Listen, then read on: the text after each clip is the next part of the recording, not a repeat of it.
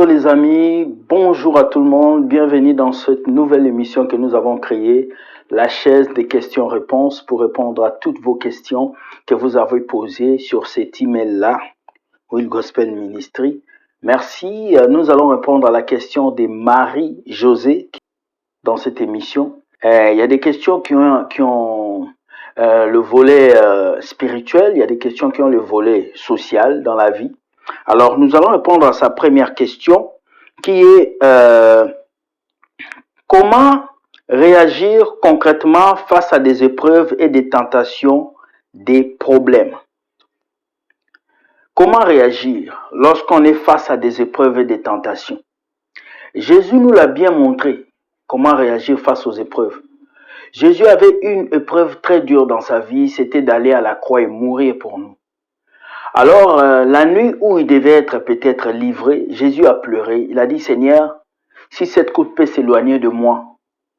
Donc, Jésus a prié. La première chose à faire pour gérer les problèmes qui arrivent dans notre vie, c'est d'abord de prier. Mais prier pour dire quoi? Prier pour prononcer quoi? Prier pour dire à Dieu de gérer notre foi, de gérer notre cœur et de gérer la manière dont nous allons nous comporter face à cette épreuve. Comment réagir? Lorsqu'on a des problèmes dans la vie, il faut d'abord avoir la maîtrise de soi. Il faut d'abord savoir pourquoi ces problèmes arrivent. Car souvent les problèmes nous arrivent parce que nous avons fait des mauvais choix. Souvent les problèmes nous arrivent parce que nous avons mal décidé. Souvent les problèmes nous arrivent parce que nous avons choisi des mauvais amis. Nous avons choisi une mauvaise route. La Bible dit de bien laisser Dieu prendre place en nous pour que nous puissions mieux faire nos choix selon sa volonté. Alors moi, ce que je vais te dire, comment réagir concrètement face aux épreuves de la vie et les tentations. 1, il faut prier. Et on ne peut pas prier si on ne connaît pas la parole de Dieu. La parole de Dieu dit, ta parole est une lampe à mes pieds et une lumière sur mon sentier. Alors, il faut connaître la parole de Dieu pour lutter contre les tentations de la vie, les tentations du diable, parce que le diable va toujours nous tenter. Il sera toujours là à nous tenter, mais pour résister au diable, il faut connaître la parole de Dieu. La Bible dit de connaître la parole de Dieu. Alors, tu dois connaître la parole de Dieu, tu dois lire la parole de Dieu. Plus tu liras la parole de Dieu, plus cette parole va te donner le courage et la force de te relever, de lutter.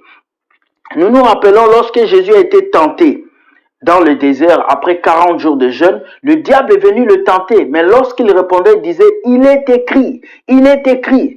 Ça veut dire que Jésus était en train de rappeler au diable les paroles qui sont dans la Bible. Tu ne peux que lutter contre les tentations du diable avec les paroles bibliques, avec les paroles, parce que ta propre chair ne peut pas lutter contre le diable. Ton corps ne peut pas lutter contre les tentations du diable. Ton corps peut lutter contre les tentations physiques des gens, mais ton spirituel, ton âme ne peut que être fort si tu lis la parole de Dieu, si tu respectes la parole de Dieu, si tu vis selon la volonté de Dieu.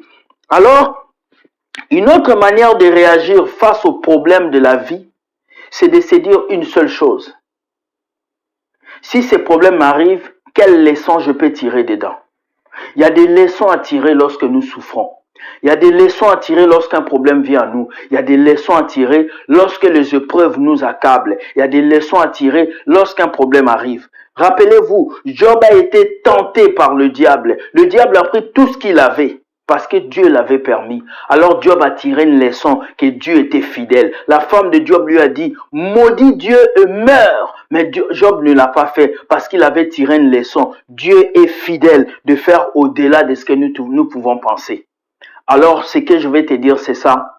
Si tu veux gérer les problèmes de cette vie, tu dois prier, tu dois lire la parole de Dieu, tu dois connaître les leçons que tu dois tirer de cette souffrance. Et la dernière chose, tu dois te confier en Dieu totalement. Car ce n'est que celui qui est en Dieu totalement qui peut gérer les problèmes du quotidien. Tu dois noyer tes soucis dans le Seigneur. Tu dois noyer tes problèmes dans le Seigneur. Il a dit, venez à moi, vous tous qui êtes fatigués et chargés, je vous donnerai du repos. Alors, le repos que Dieu va te donner, c'est pour t'aider à gérer les problèmes, c'est pour t'aider à gérer les soucis, c'est pour t'aider à gérer les vents du quotidien qui viendront dans ta vie.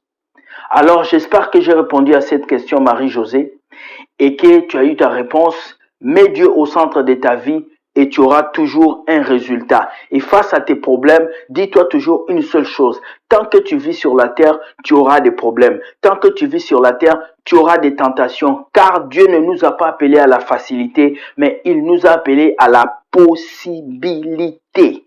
Sois béni, que Dieu te garde. Merci beaucoup d'avoir suivi cette émission, la chaise des questions-réponses. Si vous avez des questions comme d'habitude, posez-les ici par email. Nous allons vous répondre. Merci beaucoup. Bonne soirée et